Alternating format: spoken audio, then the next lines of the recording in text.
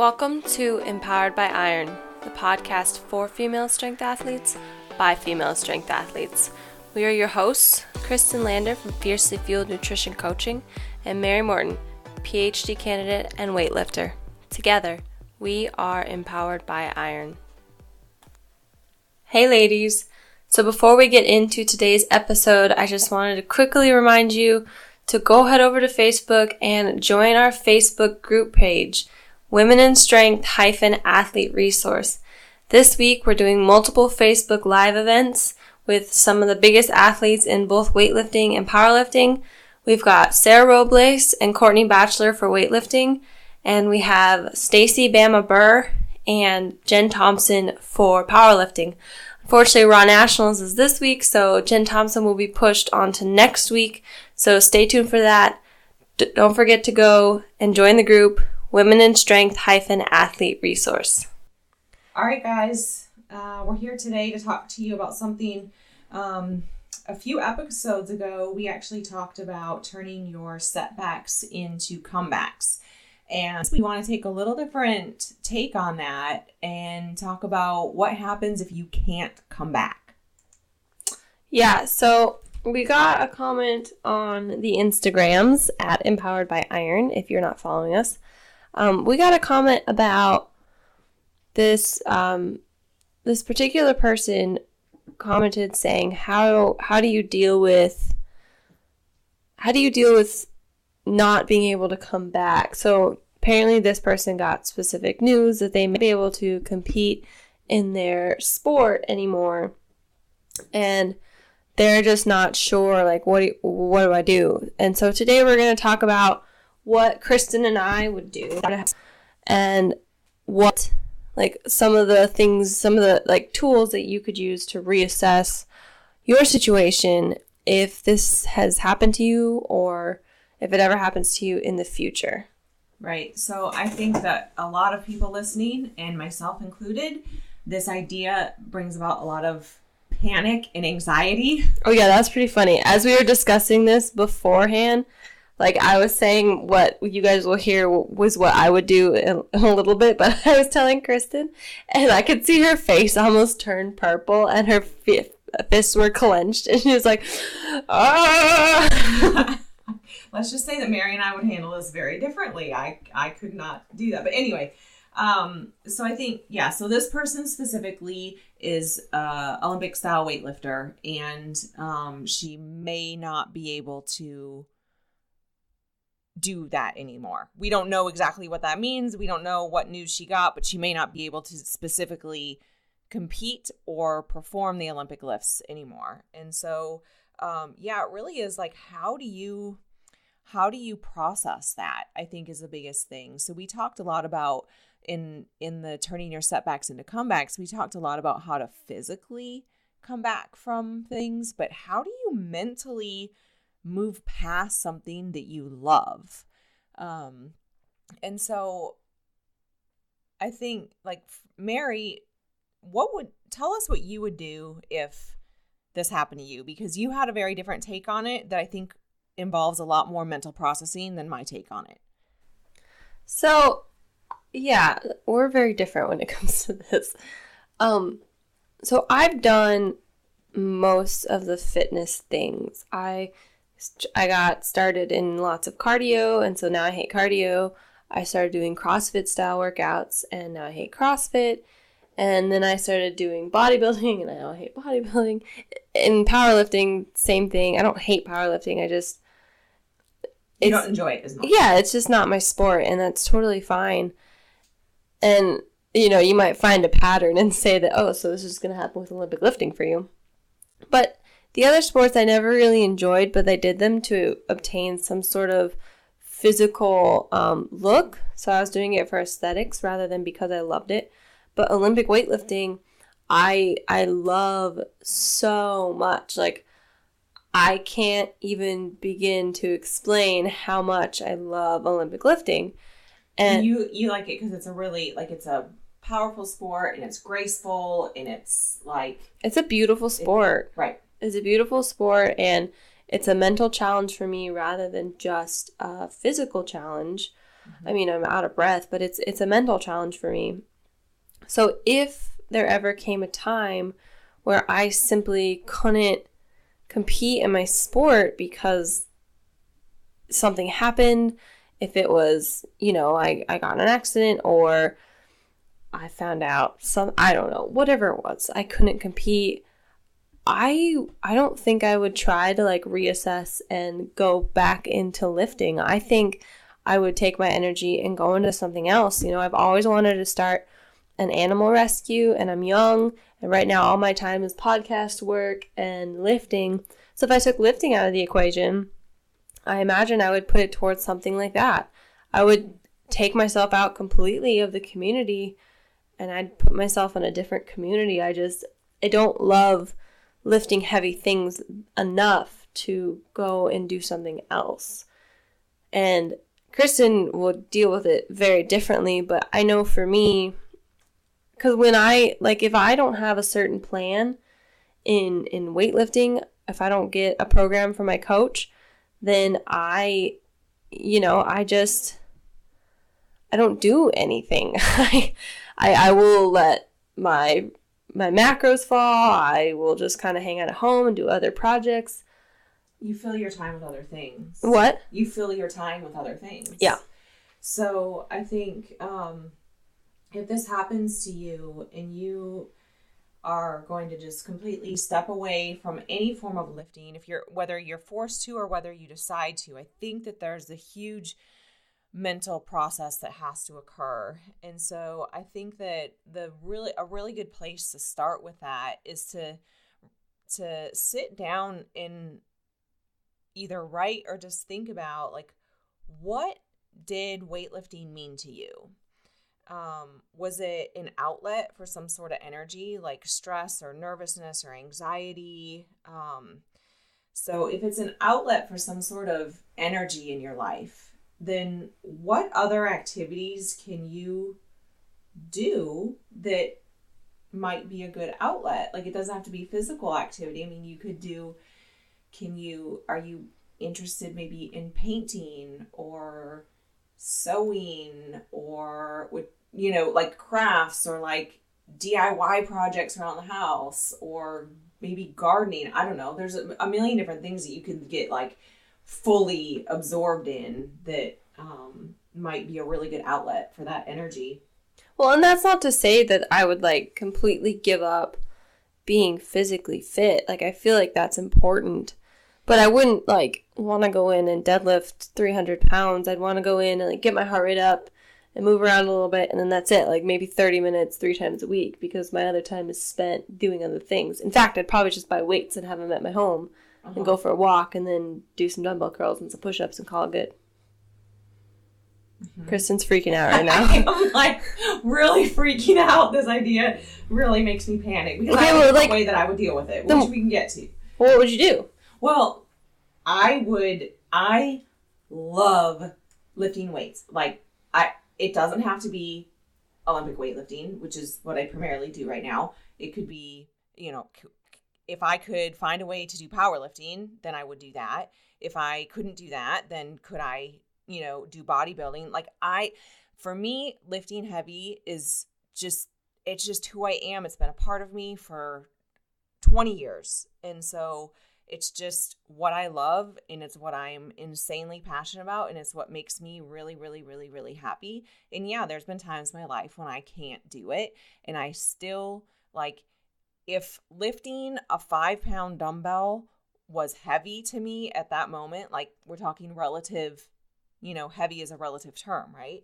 So if that was what was heavy to me, that is what I would do. I mean, I would just, because I love it, and it's just who I am, I would find some way to do all of that. If I truly couldn't, if I was like quadriplegic, or if I like literally couldn't use my arms and my legs, then okay, well, fine. I'll find something else. But, tongue curls. Yeah, seriously, I don't know. But that's.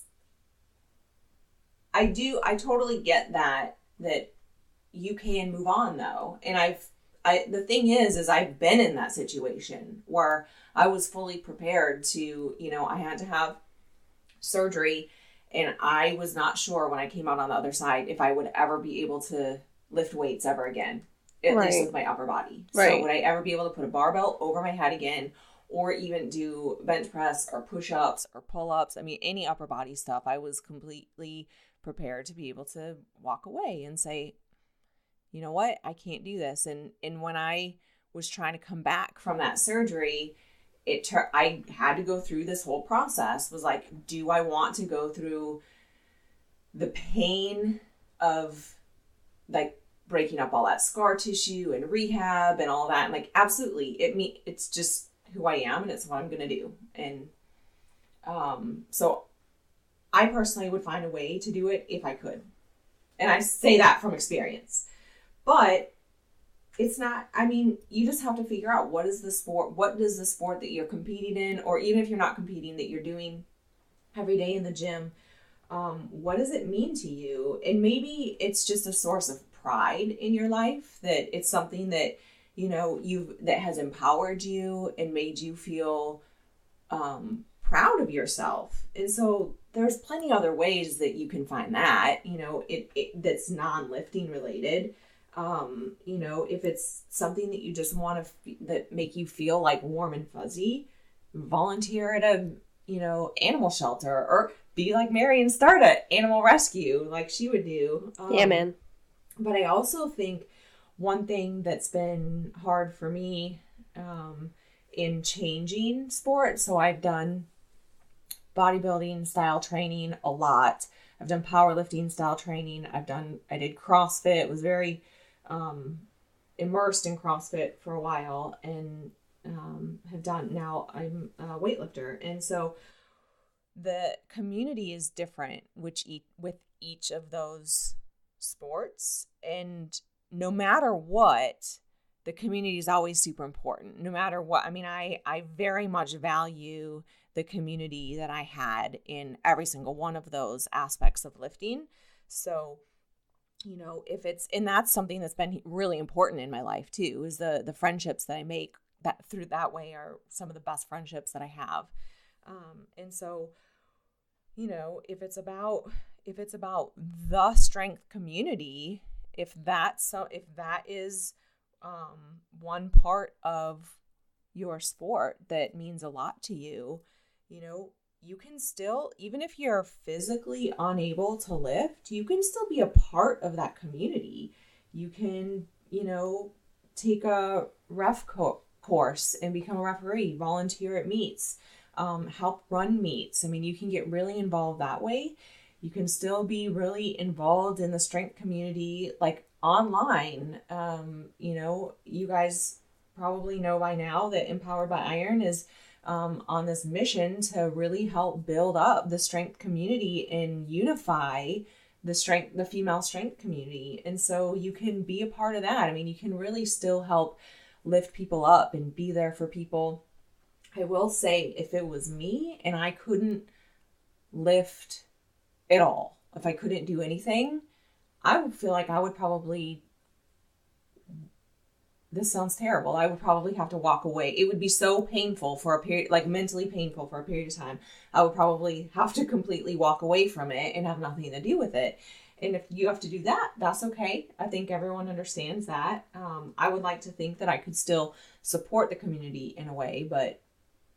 Well, a lot of older coaches, or not older coaches, but coaches in general, they come from a background of they lifted and lifted and lifted, and something happened and they can't lift anymore. Right. But their way to stay involved is now they coach. Now they take young athletes and build them up. And maybe that's not the position that you're in specifically, but, it's not uncommon for that to be, to be a thing. Yep. I think it's really common for a lot of coaches. And it is a really good way to still be involved, especially if you are passionate about your sport. The strength sports need people that are passionate. Yes. So we need passionate and patient coaches. So if you feel like you want to coach and you can do that, do it. I think that'd be awesome. Right, exactly. The other thing, though, too, is we talked about just the sense of community, in being involved in strength sports, and if you have to completely walk away from that, but you still really like having a community to be a part of. You still like having friends, right? Right. You can find a community or create a community. Like, I feel like I live right in the foothills of the mountains, right? Like, I feel like I would just become like this hippie mountain chick and like have a community garden and hike all the time. Grow my own food and kayak and hike and like be immersed in that kind of community. Maybe not as much in the lifting community, although I'd like to say I would never walk away from it, but you never know. You can tell I'm panicking by this. She's freaking out. I'm probably too chill. It's like, that would be a bummer. I mean, there'd probably be a good time where I would go through and I would be very depressed. I'd probably be depressed for a while. I would be so sad. But over time, I think I would just gravitate away from the strength world and gravitate towards a different world. Right. Yep. Well, and I think that all comes down to figuring out what the sport means to you. And once and we say this, I think we say this in some variation in almost every episode, is that like life is so much easier when you really know yourself and you really know what you need. Mm-hmm. And if you know who you are and you know why you do certain things, it's really makes things, when stuff like this comes up, when shit hits the fan, it makes it a little bit easier to figure out what to do. Yes. You know who you are without these things and figure out how you can still be that same person and just take out the lifting and insert something else. Yes. And it's really easy to say that. I know for a fact it's really difficult to do that. But, I think it really comes down to knowing yourself and knowing what the sport means to you and going from there. And here's the other thing. Give yourself time to grieve. If you're having to walk away from something that you love, it's going to be painful. No one expects you to just be like, oh, well, bummer. I can't go work out the way I want to. Oh, well, now there'll be some people who don't understand. They'll be like, well, whatever, you just go to the gym to be healthy. Like, they're obviously not part of the Powered by Iron Strength community because they don't understand that, like, lifting right now, I mean, it is my outlet. It is your outlet. And it's a lot of people's outlets to be able to cope with life. Mm-hmm. And if you take that away, all of a sudden, now you have to figure out how to cope with life without having a coping mechanism and cope with anxiety or stress or whatever without having a coping mechanism. Now you go find it over time. You'll get there, but yeah, for a while you're gonna be sad and it's gonna suck. And I can't tell you that it won't suck, but it'll suck for a while, but it'll get better. Right. And even if you go through it and you feel like you're not a part of the lifting community, that's probably the best time to reach out to the lifting community and say, yo, this just happened to me. Has any of this happened to anyone else? Like, I can't believe it. And if anything, people will just comment and, reach a hand and say, oh my God, I can't believe that. Whatever you need, I'm here for you, or whatever, You're not alone, even if you feel like you're going through it alone. Right. I think that all of us as lifters, at some point, especially if you've been at it for any length of time, we've had to overcome things like this. You've had to. You can't be in lifting and not have had to overcome something. Right. So definitely use the community as much as you want to still be a part of it, and say, exactly like Mary said, reach out, ask if it's happened to anyone. How did they deal with it? If you have specific questions for us, like down to that, well, I hurt this part of my shoulder, what can I do? We can help you with that. Yeah, so Kristen's pretty well versed in that. I'm not, but Kristen is. I know a thing or two about the human body. She's pretty smart, guys. She's up there in the smart department. All right. So if you guys have, like I said, if you guys have any specific questions, reach out to us at empoweredbyiron@gmail.com. Anyway, you can also always shoot us a message on Instagram at Empowered by Iron, and we're also on Facebook at Empowered by Iron. Yeah, I want to say one thing, though, about the Facebook group that's coming up. Like, it's not going to be a space for you to, like, for people to post their workout selfies and their butt pics and coaches to come and solicit you. Like, we are really pushing for a safe environment for you guys to ask whatever you think is a stupid question. Or if it's a really good question, it's a really dumb question. We want to create an environment that there is no stupid questions. Exactly. A safe environment where you feel free to ask anything and not be ridiculed or whatever. But Mary said, like, you know, no booty pics, but you could totally post up some lifting videos and be like, hey, can someone help me? Like, my squat feels funny or something's wrong with my jerk or whatever. You can post up videos and we'll take a look at them. There'll be coaches in there that can take a look at them and give you some advice. So, anyway. Okay, guys, we will talk to you or talk at you, with you, near you next week. Bye. See ya.